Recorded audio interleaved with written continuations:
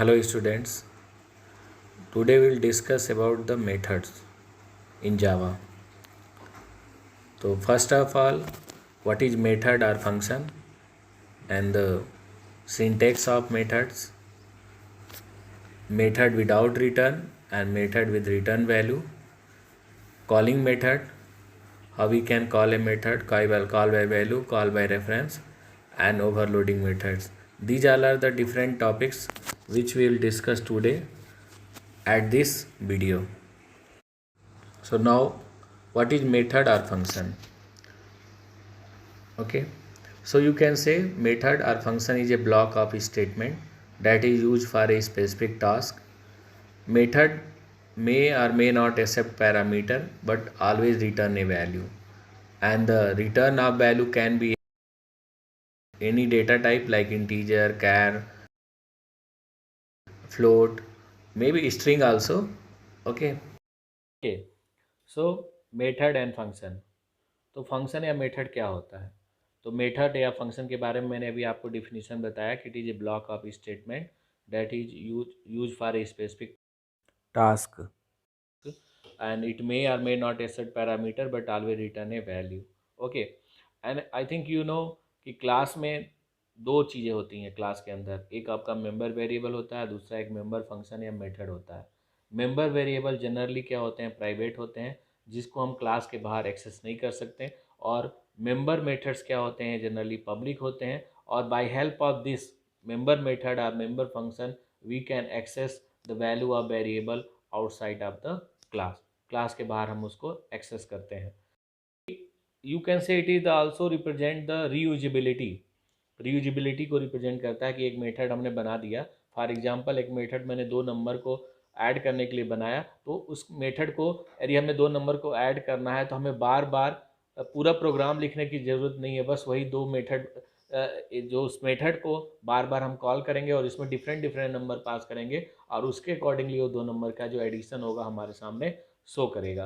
तो method is the play very important role in the class. Okay, so अब method में क्या होते हैं, पैरामीटर क्या होते हैं. तो पैरामीटर या आर्गुमेंट्स भी उसको बोलते हैं. इसको रन टाइम, जब प्रोग्राम हमारा एग्जीक्यूट होता है, at the time of program execution हम उसके अंदर वैल्यू पास करते हैं and that is known as what, parameter या आर्गुमेंट्स बोलते हैं. तो now move to the defining method. कैसे हम लोग मेथड को डिफाइन करते हैं, तो उसका सिंटेक्स क्या है. तो सबसे पहले आप देखिए यहाँ पे एक्सेस स्पेसिफायर लिखा हुआ है. एक्सेस स्पेसिफायर मतलब कि एक्सेसिबिलिटी ऑफ दिस मेथड, कि ये पब्लिक होगा, प्राइवेट होगा, प्रोटेक्टेड होगा, या जावा में बाय डिफ़ॉल्ट या फ्रेंडली होगा. तो जनरली हमारा जो मेथड होना चाहिए, क्या होना चाहिए, या तो फ्रेंडली होना चाहिए या आपका पब्लिक होना चाहिए. यदि आप इसको प्राइवेट बना दोगे तो क्लास के बाहर इसको आप एक्सेस नहीं कर सकते हैं. एंड देन देखिए आप रिटर्न टाइप दिया हुआ. रिटर्न टाइप में क्या होता है, कोई भी आपकी यहाँ पे डेटा टाइप हो सकता है, इंट, कैर, फ्लोट, जो भी आप डेटा टाइप यूज करना चाहते हैं, जितने भी primitive data type, 8 data types हैं, उसको आप यहाँ पे यूज कर सकते हैं.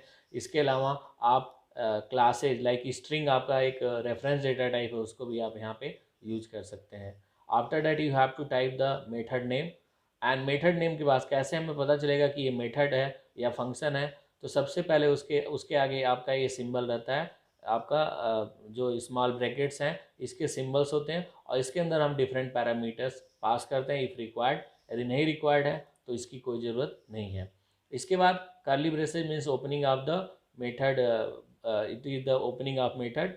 एंड इसके अंदर जो भी हमें स्टेटमेंट्स यूज करना होता है, जो भी ऑपरेशन करना होता है, we have to do it. And last में आपको क्या करना होता है, रिटर्न वैल्यू देनी होती है. यदि आपने यहाँ पे इंट, कैर, फ्लोट या इस तरह रखा है तो उस टाइप की वैल्यू यहाँ से रिटर्न होगी. और यदि सपोज करो आपका जो प्रोग्राम है उसमें हमें कुछ भी रिटर्न नहीं कराना है, तो उस केस में हम लोग यहाँ पे वाइड लिखते हैं, VOID. वाइड मीन्स होता है कि आपको no need to type the return in the last of the method. Okay, so this is the syntax. So कैसे हम अपने फंक्शन को डिफाइन करेंगे. तो अब इसके बारे में जैसे हम कैसे डिफाइन कर रहे हैं, इसके लिए जो आप यहाँ पे देखें एक लिंक हमने दिया हुआ है, ये हमारी वेबसाइट है जिसके ऊपर हमने ट्रेनिंग मटेरियल्स वहाँ पे कंटेंट बनाए हुए हैं. आप यहाँ पे जाके उसके प्रोग्राम्स को देख सकते हैं, उसके कैसे उस पर डिफ़ाइन किया गया ये भी आप यहाँ से देख सकते हैं.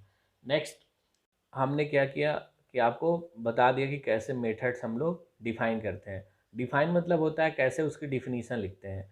तो मेथड जब डिफाइन किया जाता है उसके बाद उसको हमें क्या करना होता है, कॉल करना पड़ता है, बिकॉज मेथड ऑटोमेटिकली कॉल नहीं होता है। तो इसको हमें अपने प्रोग्राम में क्या करना होता है, जो भी हम प्रोग्राम बनाते हैं उसमें कॉल करना पड़ता है। तो इसे कॉल करने के लिए अब दो तरीके हैं जिसमें जिसके थ्रू हम लोग प्रोग्राम इस मेथड्स को कॉल करते हैं। एक first one is the call by value and second one is the call by references. तो कॉल बाय वैल्यू क्या होता है, दिस इज द डिफ़ॉल्ट।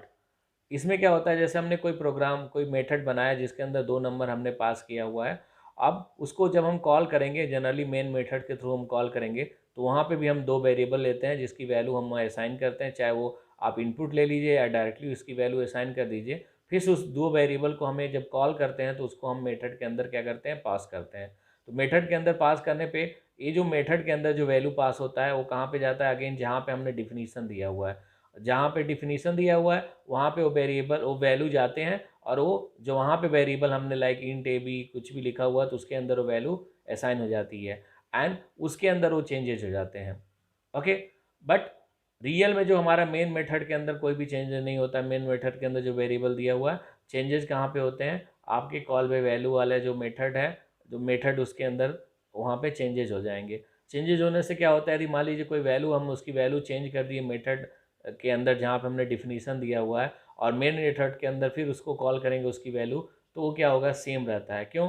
क्योंकि इस केस में क्या होता है कि जब इंटरनली जब मेमोरी एलोकेशन होता है, तो मेमोरी एलोकेशन में जैसे एक वेरिएबल आपका ए और बी है, जो जो आपका एक्चुअल पैरामीटर है जो आप यहाँ पास कर रहे हैं, और दूसरा मान लीजिए एम और एन है, तो एम की वैल्यू केवल ट्रांसफ़र होगी ए में, और एन की वैल्यू ट्रांसफ़र होगी कहाँ पे, बी में। तो उस केस में क्या होता है कि दोनों में कोई आपस में लिंक नहीं होता है। तो जो भी चेंजेज आप वहाँ पे डिफिनीशन के अंदर करते हैं वो ए बी पे चेंज करते हैं, जबकि जो वैल्यू हमने पास किया वो क्या है, एम और एन है। तो ये आपका कॉल बाय वैल्यू का एग्जाम्पल है।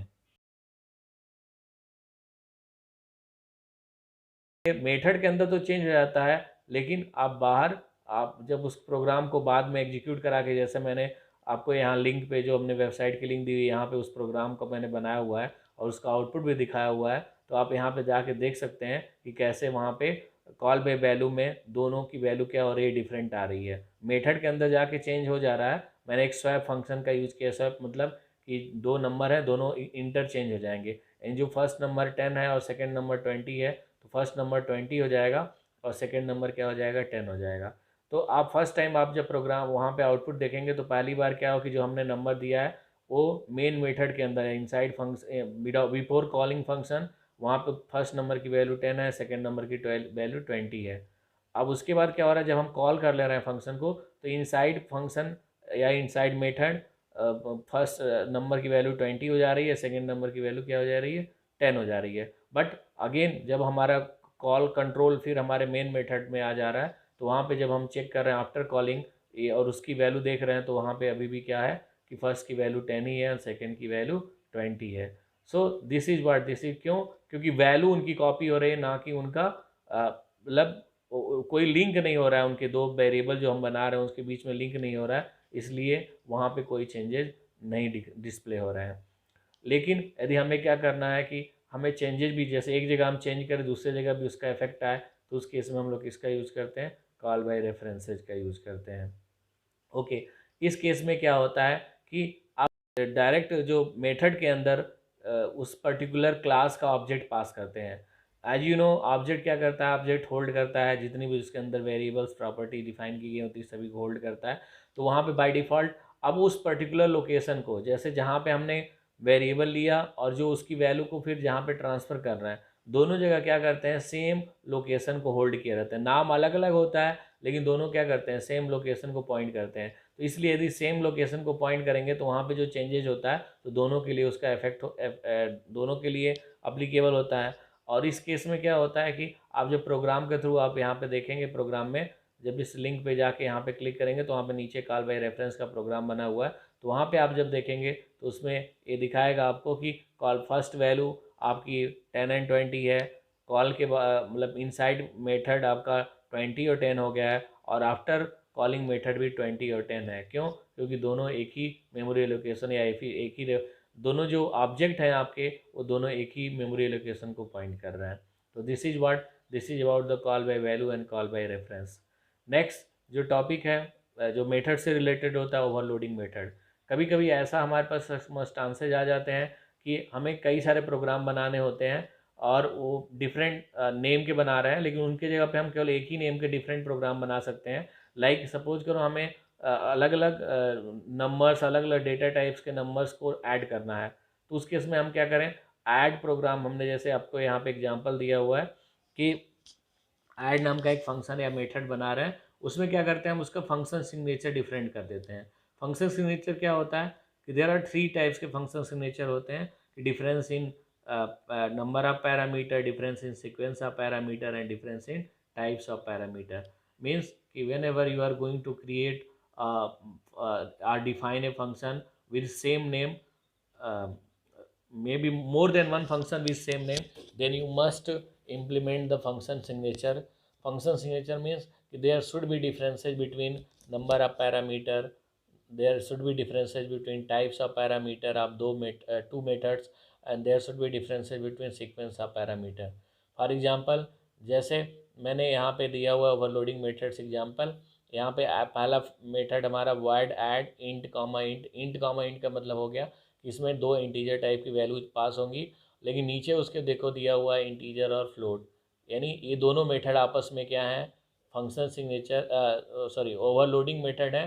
क्यों? क्योंकि जब भी हम ऐड 10, 20 कॉल करेंगे तो ये पहला वाला कॉल हो जाएगा, और दोबारा यदि ऐड 10, 25.50 कॉल करेंगे तो दूसरा वाला कॉल हो जाएगा। मीन्स कि हमारा जो प्रोग्राम एग्जीक्यूशन होगा उस समय कंपाइलर या जो इंटरप्रेटर है उसको कोई भी कन्फ्यूजन नहीं होगा कि हम कौन से ऐड को कॉल करें, क्योंकि हमने उसके अंदर ये डिफाइन कर दिया है कि ये चीज़ें होंगी तो ये वाला ऐड कॉल होगा। इन सेम में ऐड फ्लोट, तो ऐड फ्लोट मतलब कि एक फ्लोट नंबर को ऐड कर रहा है, दूसरा क्या कर रहा है, दो फ्लोट नंबर को ऐड कर रहा है। तो इसमें आप देखेंगे कि एक में एक पैरामीटर है जिसमें दो पैरामीटर है, तो ये भी आपस में क्या है, ओवरलोडेड फंक्शन है। Next one is the add int float and another one is the add float int. तो इंट फ्लोट मतलब कि पहले नंबर हम पास कर रहे हैं इंटीजर नंबर, उसके बाद फ्लोट, फिर नेक्स्ट में पहले फ्लोट नंबर पास कर रहे हैं और उसके बाद इंटीजर। तो ये दोनों भी आपस में क्या हो गए कि ये ओवरलोडिंग मेथड्स के एग्जांपल हैं।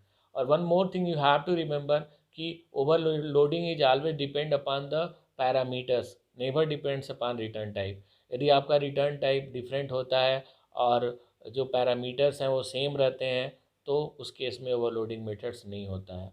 जैसे यहाँ पे एग्जांपल हमने एक लिखा हुआ है नॉट ओवरलोडिंग मेथड का कि void ऐड इंट कामा इंट, इंट ऐड कामा इंट, ये दोनों क्या कर रहे हैं, सेम पैरामीटर एक्सेप्ट कर रहे हैं, लेकिन इनके रिटर्न टाइप क्या है, डिफरेंट है। लेकिन यहाँ पे क्या होगा, ये दोनों मेथड ओवरलोडिंग नहीं हो रहे हैं, क्योंकि यहाँ पे हमारा जो प्रोग्राम एग्जीक्यूशन होगा तो उस समय जो कंपाइलर या इंटरप्रेटर जो भी है वो क्या करेगा, कंफ्यूज हो जाएगा कि हम कौन से फंक्शन को कॉल करें, क्योंकि मल्टीपल फंक्शन सेम डिफिनीशन के दिख रहे हैं। तो दिस इज द मेथड और मेथड ओवरलोडिंग या ओवरलोडिंग फंक्शंस भी इसको बोलते हैं। ये उस केस में हमें यूज करना पड़ता है जब एक ही टाइप के वर्क हमें कराने हैं लेकिन उनके पैरामीटर्स डिफरेंट होने चाहिए। उस केस में हम सेम फंक्शन को डिफरेंट पैरामीटर के साथ इम्प्लीमेंट कर सकते हैं।